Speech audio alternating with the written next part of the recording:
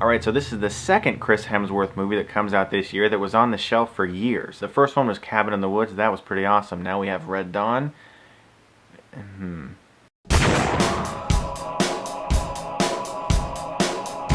Red Dawn is a remake film from the 80s. The original had Charlie Sheen and Patrick Swayze. This one has Chris Hemsworth, Josh Peck, and Josh Hutcherson. In this film, North Koreans invade America because they want to take over. They want to create their own government because apparently they don't like the way the US is handling things anymore, and they feel that they should be invaded. And so this group of kids basically are able to escape to this safe place. They start collecting ammunition. They get a whole bunch of people together and they start waging this war against the North Koreans. They become known as the Wolverines, and they try to make some sort of stand to be able to fight some small war against these people who are invading their country. This movie was a big mixed bag for me at first, and then it went in a lot of very bad directions. Chris Hemsworth is a likable actor. I like Chris Hemsworth, and I think he's good in this movie. I think he's probably the strongest part of this movie, definitely acting-wise. Josh Peck. Let's talk about Josh Peck for a second. See, I like Josh Peck because in my later teen years, I watched the show Drake and Josh on Nickelodeon. It's probably one of the last Nickelodeon shows I actually liked. And it was a funny show, and he was good in the whackness. It's just that here, something is not entirely right. See, Josh Peck started out as a fat kid,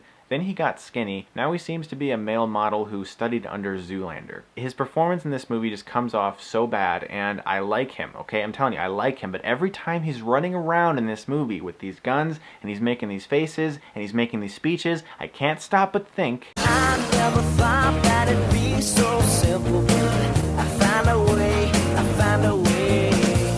I like him as an actor. I think he's funny. I think he's a really likable guy. In the interviews I've seen him in, I think he's a really cool guy. It's just that I gotta be real with you guys. I gotta keep it real.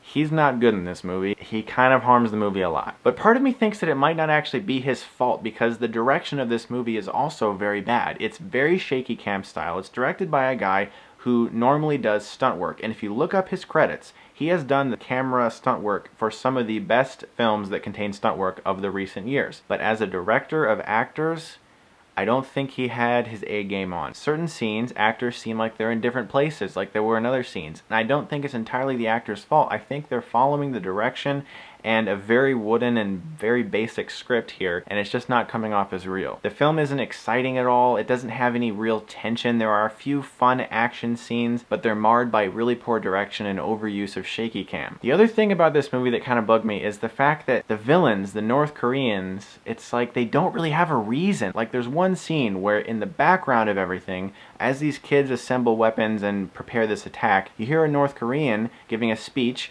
on a microphone, and he's telling about how he doesn't like America and how he thinks everything's messed up here, and that's it. That's the only thing you ever hear about why they're actually there. They just don't seem villainous at all. They're just there, and oh, they're from North Korea, so we're supposed to hate them, which I kind of find offensive, I guess. I'm really hard to offend. I don't get offended that much, but there is an aspect of this movie that kind of bugged me. The kids basically turn into terrorists in a sense. They make car bombs, they collect guns. All these teenagers are killing soldiers and everything because they're fighting against, you know, these people who are invading America, and in that way you're supposed to kind of think it's okay. But is this really what we need right now? I mean, do we really need a whole bunch of kids feeling all inspired and let's go make car bombs and stuff? Like the Hunger Games, kids killing kids, it treated it as a disturbing and sad element.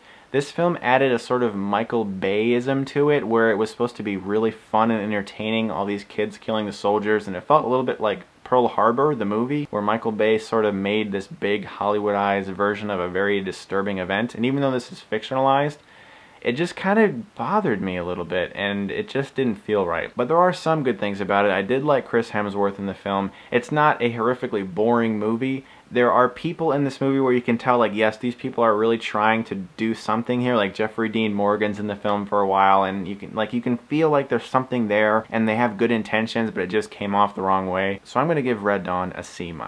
Thanks a lot for watching, guys, and as always, if you like this, then you can click right here and get Stuckmanized.